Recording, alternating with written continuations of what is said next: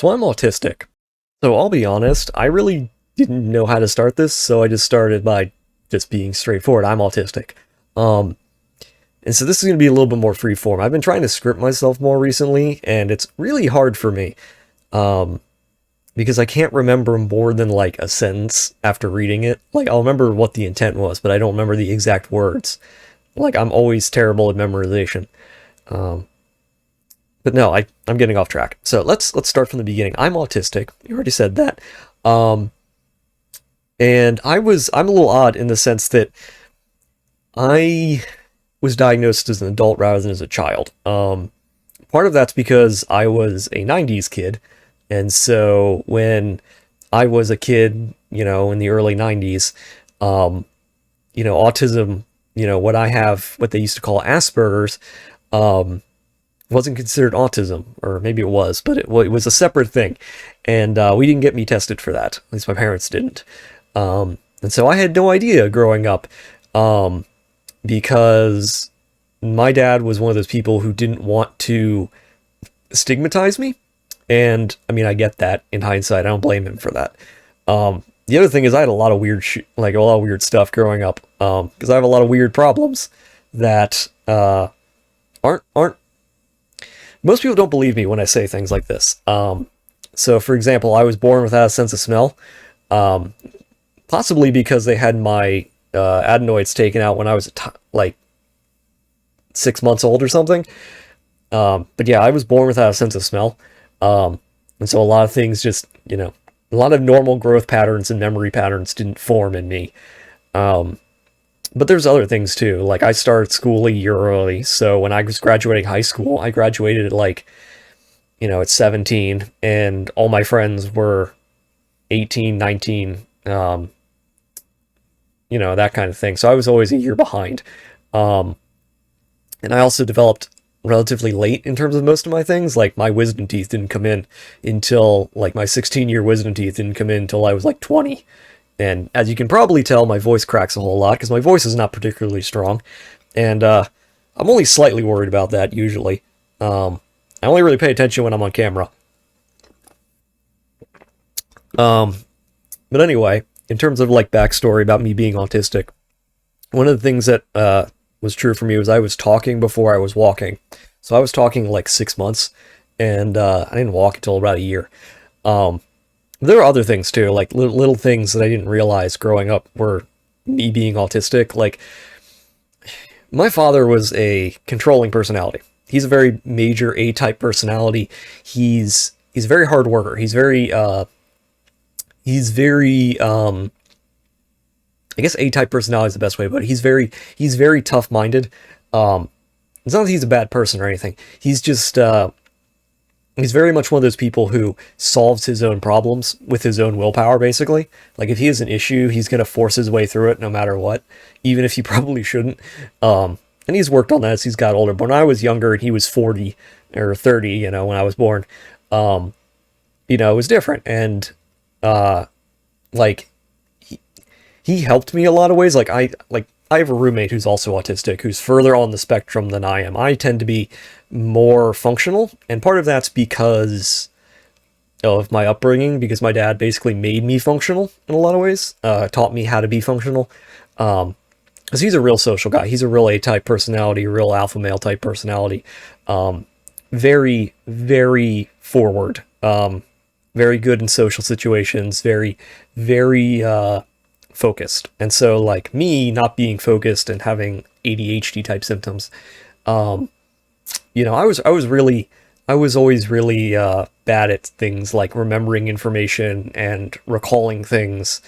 And so, like, being upbrought the way I was helped me in a lot of ways to function in normal society. I mean, I still struggle, but it's not as bad as other people I've encountered who didn't have the same upbringing. So like I have a roommate who had basically the opposite upbringing, and he's still functional, but he struggles in things that I don't.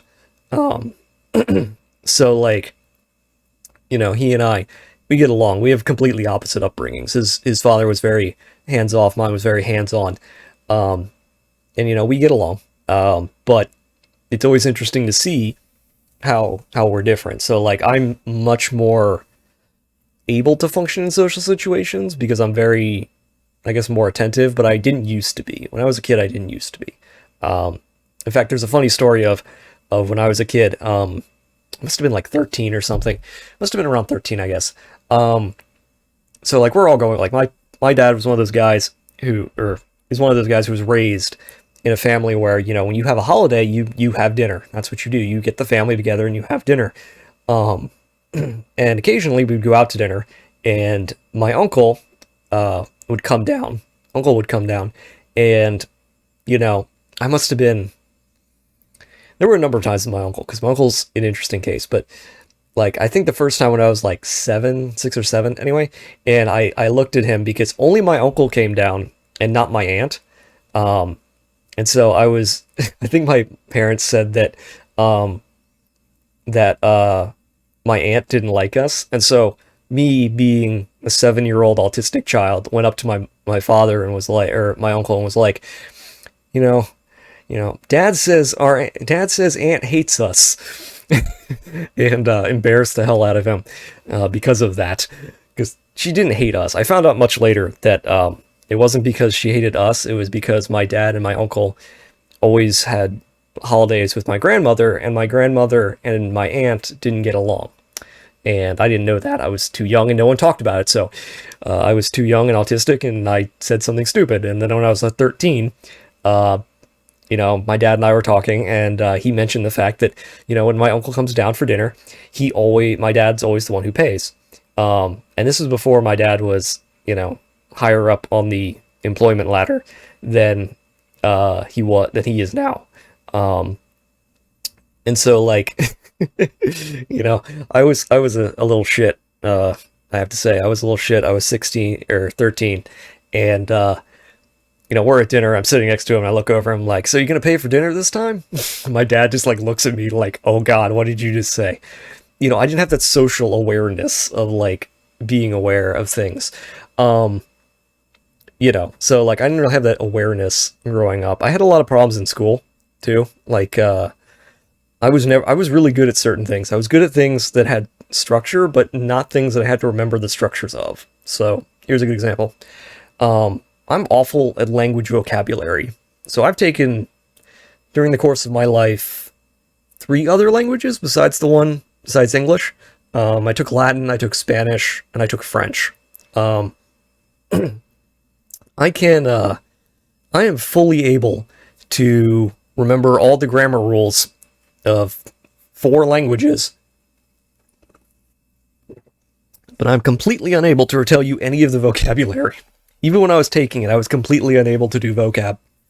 Like, I would study and try to memorize it, and I still have, what are those things called? Notebook binders, or whatever they're called? Like, you know, the things with all the paper in them that have spiral notebooks, that's what I'm thinking of.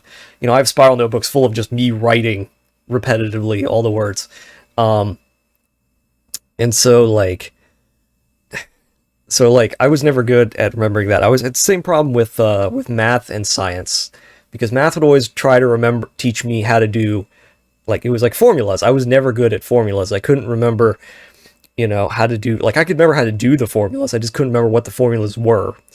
And the only way I passed high school math was, and this should probably tell you a little bit about my brain, the way that I passed high school math, to get out of the fact that I couldn't remember formulas, was I programmed my graphic calculator to do formulas for me. And I don't mean I put the formulas in my graphic calculator like in a notepad document. No. I taught myself BASIC so that I could program the calculator to do the math for me. Okay? As like a 14-year-old or 15-year-old, I sat down and learned BASIC to be able to program a graphic calculator to do math for me, so that I could, like, you know, it would bring up, you know, prompts and be like, enter whatever this was, and I would enter it in, and then it would solve the problem for me. And I must have done that for a lot of things. But that's how I got out of math. That's how I, you know, I dealt with math. That's how I got through high school, basically, high school math. And I've taken and failed Calculus 1 or Calculus A like 3 times. because I just couldn't do it. I tried. I tried 3 times in college, couldn't do it. Um, it was beyond my ability to understand. Not really understand, but it was beyond my ability to do it in the way that they wanted me to do it. I guess is the way to put it. Because if I sat down with all the formulas, I could probably do it and understand it. Math just got to me, man. I was just not good at it. Other things. So another thing was it's interesting is I was always really good at really mundane topics. I was always good at really mundane things. I'm still really good at mundane things. But in school, this was somewhat odd. I want to say, like, I was really good at doing things that other people thought were boring or repetitive, and I just didn't care. I was really good at it.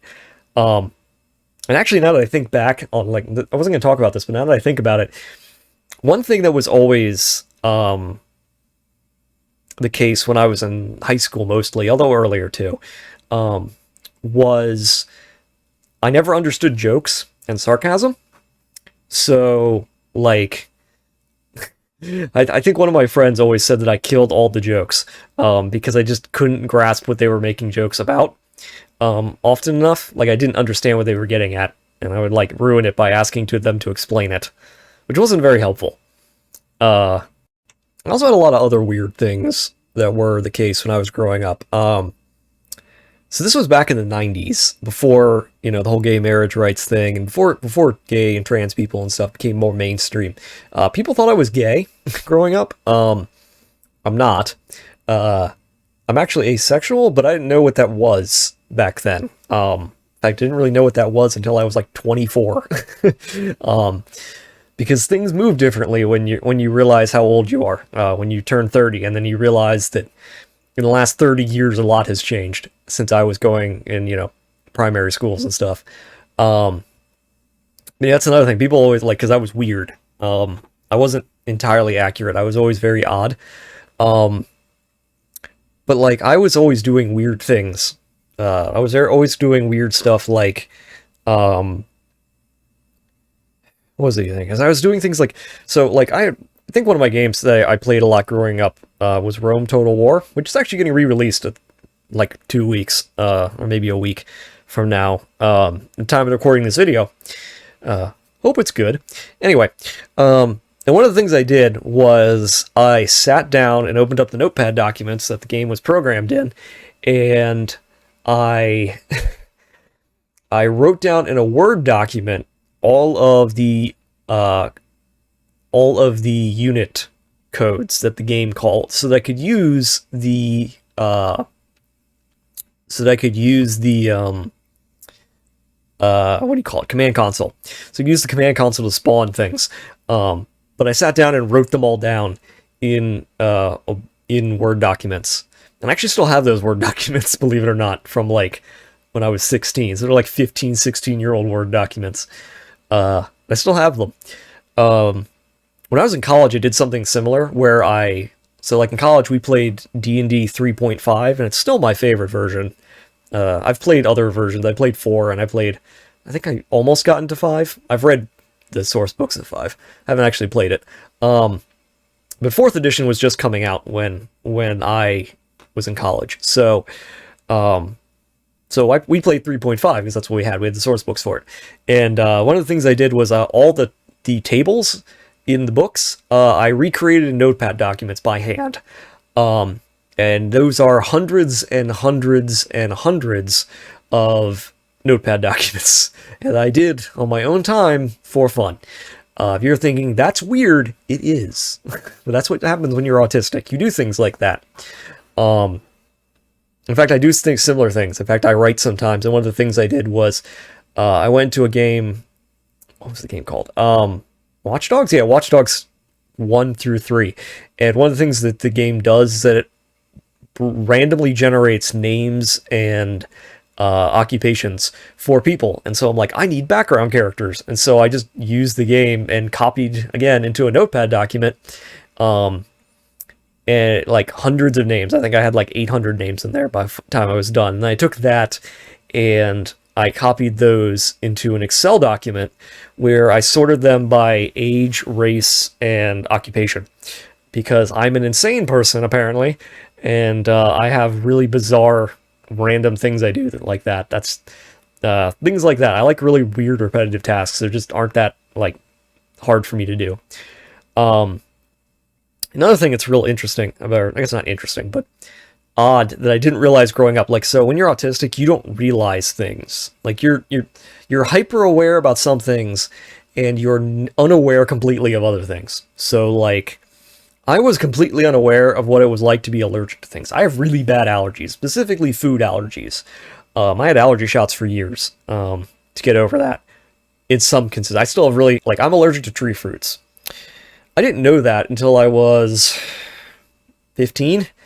Despite the fact that I'd been eating things like apples and plums and things like that for years, and I just assumed it was normal that your throat swelled up and your tongue swelled up and, you know, it was hard to breathe after. I just assumed that was a normal thing because no one ever told me it wasn't, and my brain was just like, yeah, that's part of eating apples. Part of eating apples is that it makes, you know, your tongue and throat feel fuzzy. It's not. If you do that, that means you're having an allergic reaction. You know, things like that. Things that should be obvious are not obvious. So you don't really pay a lot of attention. Now, I will say, again, I was not diagnosed until I was an adult. In fact, I wasn't diagnosed until I was like 27. Maybe it was 28. And I'm 30, so I've only known for a couple years now. Although the first hintings of it were when I was in college the first time. So like when I was 18, I went off to college, or 17 when I went off to college, turned 18 in college. And I didn't know what to do. I kind of just went to college because I felt it was expected of me. Like I'm an INTJ, and one of the things that I like to, like, so like, again, A-type personality father, really wanted to do what my father wanted me to do. Really didn't know what I wanted to do. So I went off to a college. I went off to a really expensive college, which is a great college, but wasn't good for what I was doing if you're not real good at it. So I went off to Rochester Institute of Technology. I went off to RIT. And RIT is like the undergrad for MIT. And it's like $40,000 a year. Or no, not a year. Yeah, it's like 40 grand a year or something. It's expensive. It's pretty expensive. And it's real expensive. And I was out of state. So like I still have student loans from that. But I was there for art. I'm not an artist. In fact, I have basically no artistic talent with anything. Like I was somehow got into a program. So weird thinking. I somehow got into a program that was art focused, having never really taken an art class. I don't know how. In fact, I actually got into a math and science program, despite the fact that I didn't take any math or science in high school, really. So I guess I have to back up a sec. So what I was taking was something called digital cinema. And it's a great program, and when I was there, the professors were great. Of course, that was in 2008, so I don't know if they're still there, or if it's still good. I have no idea. I'm assuming it is. But I was there, and I think I got in because of my SAT scores. I took the SATs twice, and I did pretty well. Way better than I thought I was going to do. But I've always been good at standardized tests, because they make sense, usually.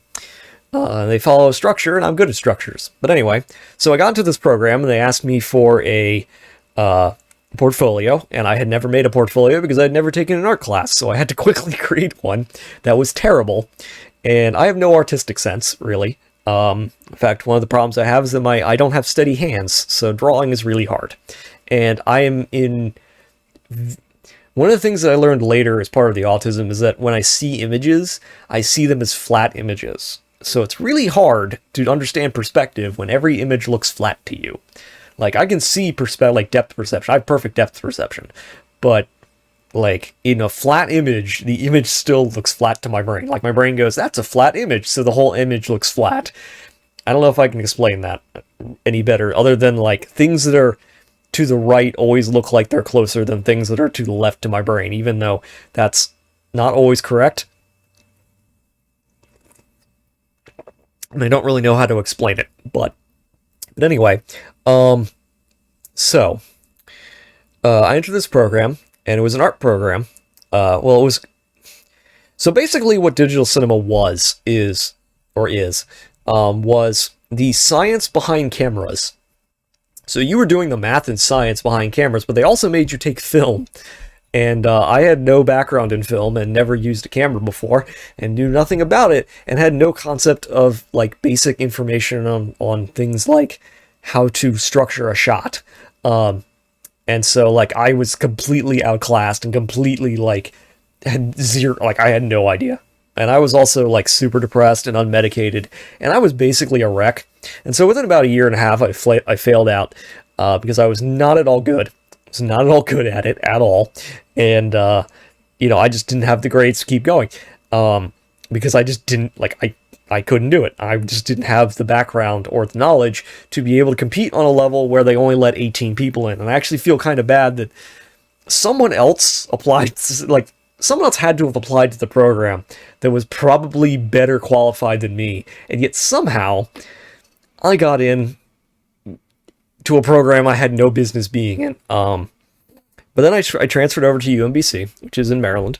I transferred over to the University of Maryland Baltimore campus, and I got a degree in history in 4 years. And so, like, I sat down and I did the work, and I got my degree, and I'm good at history, believe it or not. Didn't know what to do with it when I got out, but this was all before I realized I was autistic, and I had various struggles, dealing with that. In fact, I was very bad at going to class. I didn't like going to class. I was never very good at like paying attention for long periods of time in lectures, but a lot of my professors, at least my history professors, didn't care because, unlike some people in these classes, I did the work and I did the paper and I wrote really good papers. So if you're ever in history class and you want to make your professor happy, do the work. Like, actually sit down and go to the library and get a bibliography and write a paper and actually do a little work, because if you know how to do footnotes correctly, and they're not that hard, your professors will love you, and they will let you get away with things like not showing up at class. Because I didn't. There were a couple of classes I did not show up all semester, except for the midterm and the final exam, and the professor did not care because I did all of the homework and all the readings, and I wrote the papers, and I worked very hard to do that because the professors understood that I did all the readings and didn't need to show up in class because I was going to do all the work. But things like that I was always really bad at. So yeah, anyway, I got out of college and I ended up in a job and I didn't know what I was going to do. And one of the things that when I was working off term in college and then after I got out of college was that I would always repeat things back to people, which always made my bosses really confused. Like they would tell me to do something and I would repeat it back to them to make sure I understood. And they would always go, "Why do you always repeat everything? Why are you always saying everything back to us?" I'm like, "Because I'm trying to understand. Why are you mad at me? I didn't understand." And that was a couple years ago, actually. And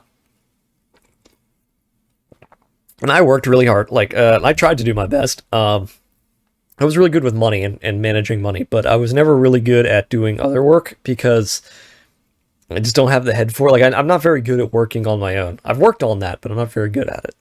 And I started going to therapy, and the therapy people were like, "Okay, yeah, all these problems you have, we're gonna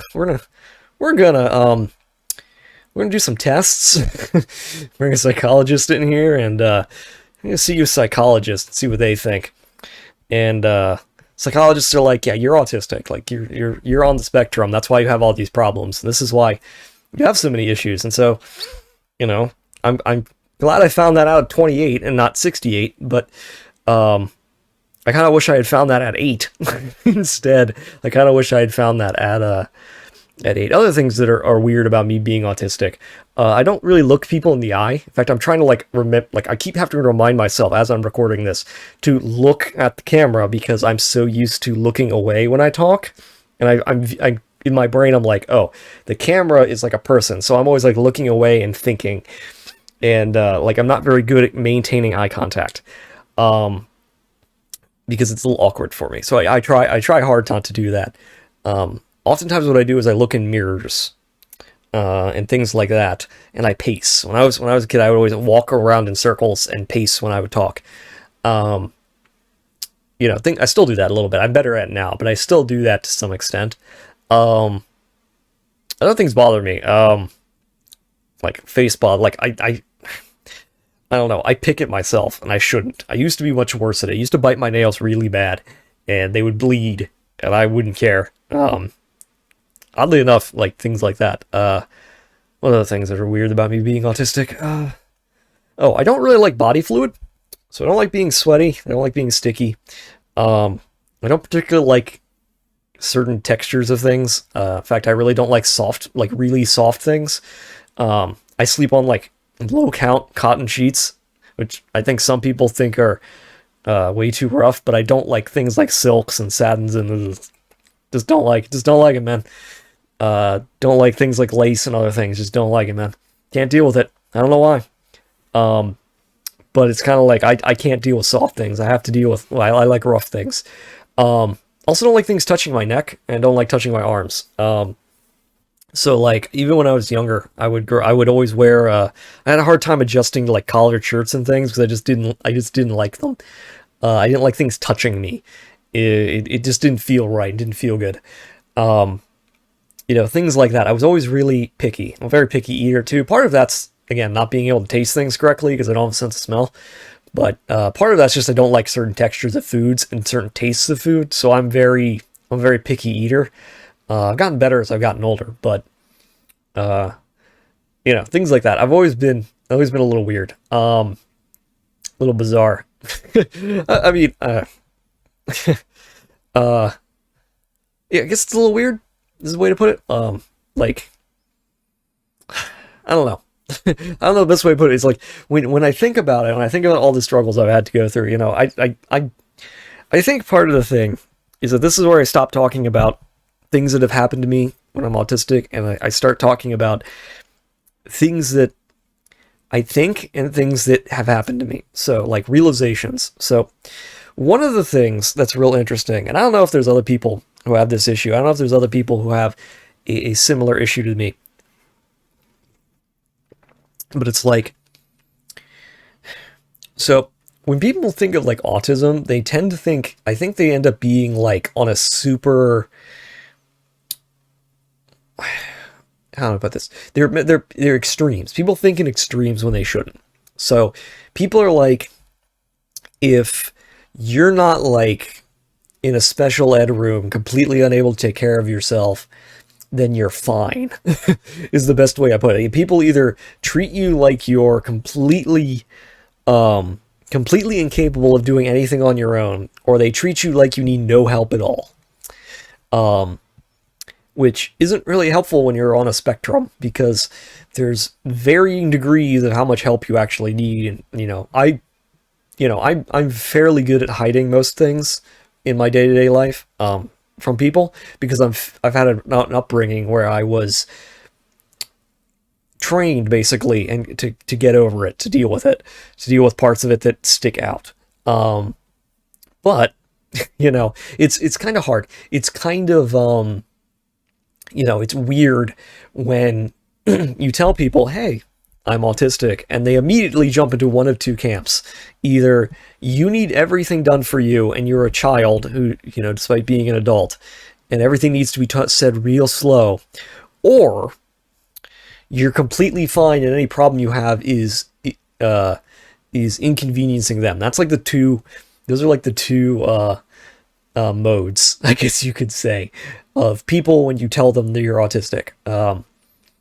Which is weird because it's not really like that. I also don't take medication for being autistic. I take an antidepressant, which is good, because I have depression issues and anxiety issues, which are a problem. I don't take an ADHD med, because every ADHD med's messed with me, so I just don't. And honestly, I think because I knew I was depressed by the time I was like 20 and failed out of college the first time, like, it's interesting to me the way people treat depression, and like because I have like generalized depression disorder or whatever it's called, where like if I don't take an antidepressant, I'm always depressed. Um, and like the amount of people who have told me over the years to just like, oh yeah, just go off your antidepressant, which is a weird thing to tell somebody who's on medication, because you wouldn't tell someone who's on like heart medication, oh, just get off your heart meds, just stop taking them, because that's, you know, telling somebody who's depressed not to take their meds is a stupid idea, and you shouldn't do it. But yeah, I've realized that as I've gotten healthier and realized that some of my problems, some of the reasons I was depressed, were because of my inability to understand that I was autistic and understand what parts of me were autistic, like what parts of the autism were making things hard. So I was like over medicated for a bit, and so I kind of worked on it. I have a lot of weirdness to me, I will say. Like I have a lot of weirdness where like some parts of it are the autism, some parts of it are the asexuality, and I don't want to like, I've tried to avoid talking about that because like I don't know how much of the autism plays into the asexuality and how much of it the asexuality plays into the autism. Well, that's not what I mean. That's not right. It's more like I don't really know. I don't really want to get into the whole asexual thing because I feel like that should be its own video, like talking about that kind of thing and my perspective on how I don't see people and human attraction the way normal people do. By normal, I mean like straight cis het people, or whatever you call them. I don't know how do you play cis het people? I don't know how to pronounce that. Things like that. There's weirdness. There's kind of weirdness in me, I guess, is part of the autism. And so I don't really want to get into that. But yeah, really just, growing up, it was always very, very interesting. It was always unique, I guess is the best way to put it. It was different growing up and not knowing, and now being an adult and knowing what I know now, and knowing that like so many of my problems were due to my autism and not knowing it. Like, it's one of the reasons I made this channel is I wanted to create an outlet for all of my weird ideas and all of my thoughts, because like before this, I was just like having all these thoughts in my head and was just like nowhere to put them. And so now I'm kind of like, just putting them out there and doing things. And so far it's been fun. It's been fun. It's been entertaining, and I hope to keep doing it. But like, I'm not gonna. I don't want people to think that like, oh man, this guy's weird. What's he thinking? Yeah, it's because I have a different way of thinking than most people do. My brain doesn't work the way normal people's brains work. And yeah, I know there's people who say things like, well, it's not that you're abnormal, it's that, your brain's just different. And I'm like, yeah, it is. That's what abnormal means. That's what not normal means. Normal is the medium. It's the baseline. If it's something other than that, good. It's not normal does not refer to a moral decision. Let's put it that way. If you're not being normal isn't a statement referring to how good or bad you are, or how good or bad something is. It just means that it's not the usual thing you encounter. Okay? Blue Solo cups, which they sell, are not normal, but that doesn't mean that they're bad. It just means that they're different. I will say that one of the weirdest things that I've encountered are people who want to be allies but aren't very good at it. Like, they're I guess there's two groups of people, which fits back into the extremes I pointed out before of like, you're either fine or nothing's wrong with you. You're fine, or there's like, you're completely incapable. And this is kind of a similar thing where like, you tell people you're autistic and they're like, well, how do you know? Are you sure you're autistic? It could be anything, and you shouldn't assign a label to things. I'm like, yeah, I've gone to a psychologist and they've talked to me about things, and I've been there for a while, and I had doctors diagnose me. Yeah, like, I know. You don't need to then... It's really weird when you tell people that you're autistic and they immediately jump into, I am going to re-diagnose you despite the fact that I'm not a doctor. And that's weird. Okay? The second thing that's always weird is that you end up with people who immediately want you to be representative of them. Like, they don't care that you're autistic. They care that you know them. And now they can walk around and be like, see, I'm totally accepting. I have an autistic friend. Which is interesting, because those people are awful. And I don't know if anyone really likes them, because using other people as trophies or as basically job references. Those are like friend references or like like character witnesses who don't want to be your character witness is scummy, I guess you want to say. But it's one thing I've encountered is that, and I think the first time I encountered it, I was not prepared for it. Like when I first realized I was autistic and I told a bunch of people about it, and I started getting into the habit of telling people I encountered that I was autistic to avoid any weirdness that happened in the future. So like when I met new people, I'd be like, hey, just so you know, I'm on the spectrum. If I have a problem, just tell me, because it accidentally gets super intense and sometimes about things I'm super interested in. And that's my way of trying to, engage with you. And if I'm too intense, just tell me. That's how it is. And there were some people, and all of a sudden I would talk to other people and they'd be like, hey, so do you know this person's going around and telling them that, they're an ally because they know they talk to you? And I'm like, no, no, I did not know that they were defending themselves from other scummy behavior by saying that they were my friend, because I don't know what the fuck you're going on about. I'm never in the loop because I don't care enough. I don't care enough about drama and stuff to like pay attention to it. I just don't have the attention span to get into it often. So I'm always out of the loop. So normally it's other people having to tell me, hey, by the way. And that was a shock to me, was learning about people who would use you as a shield and a crutch without warning you or telling you or asking you if it was okay. So that's another thing that I learned about my autistic experience and identity, I guess. And I will say, part of just being me, I think it's part of because I'm an INTJ, which is like 2% of the population. I will say that one of the things about being that is I'm real introverted and not particularly social. So like, I don't really, like, I don't get, I'm not on the like, oh, I'm part of a movement or I'm part of a group sort of mentality. That's not how I see it. That's not how I think about myself. I'm just like, I'm autistic. This is the problems I have to deal with. Here's the things that might come up, just so you know. I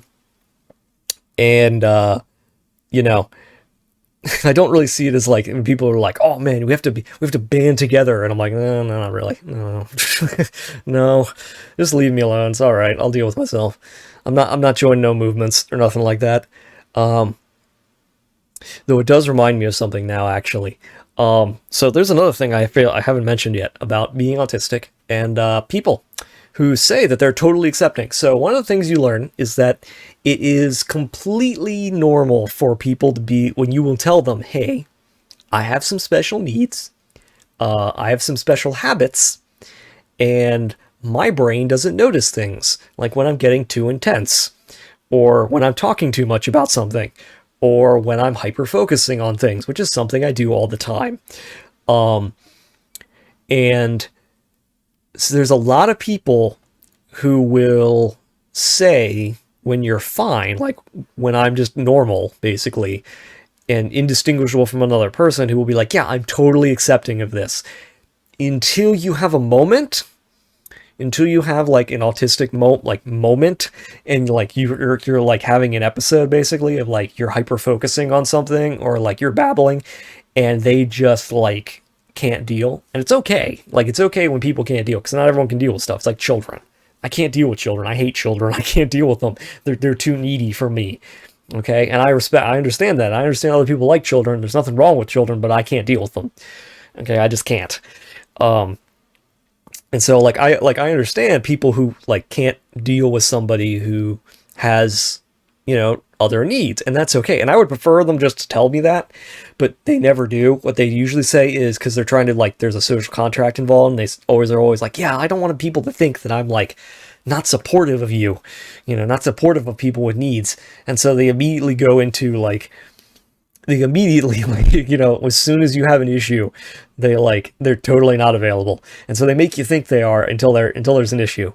And I think some part of it also, again, growing up, I was in a very combative household, where, dealing with your problems and forcing them out in the open and talking about them was the norm.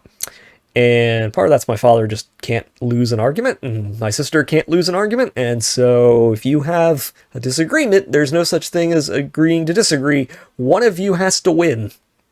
that's that's just how it was. And so like my tolerance for, like, my skin is very thick, and my tolerance for emotional stuff and conflict is very high. And so, which is odd because I don't like starting conflicts, but like my tolerance for like what I call discussion is, some people call it arguments. I was always thinking of it as normal discussion. Is very high. And so like not everyone's that way. Not everyone's that, you know. And so if I have a problem, I'm just going to tell people that, you know. And other people don't want to avoid that, so they never mention anything's wrong. And one thing I had to learn growing up, I'm in the social media age, is that one thing you learn is people don't tell you when they're going to block you. They just do it. And that's so weird. Like, to my brain, just short circuits my brain, because my brain immediately hits into hyper focus mode, and I'm just going over, like, I used to go over everything that they ever said to me and everything I ever said to them, trying to figure out, like, what went wrong? Oh God, what did I do wrong? What happened? What step of the way? What was the issue? You know, what happened? Like, my brain just didn't understand. And a lot of times it also happened because, like, I can't deal with people who don't want to fix their problems. I don't care if people complain, but to me, you have to want to get out of your own problems, and you have to want to, like, fix your own problems. And one of the things that sucks is when you're someone like me and you deal with people who just want to vent and get mad when you start suggesting solutions to their problem, but then they never get out of the hole. They're just sitting there and they want to feel bad. And I'm not good at that. My brain just doesn't function that way. Doesn't want to deal with that. I'm like, yeah, okay, but here's how you get out of this situation, and they don't want to hear that. But yeah, anyway, I've rambled way too long. I've been rambling for like 40 minutes about my autism and my backstory. It's not a very interesting backstory, but if you listen this long, thank you. I'm gonna keep making videos. Probably gonna make another one after this about something I haven't figured out yet. But anyway, see you later.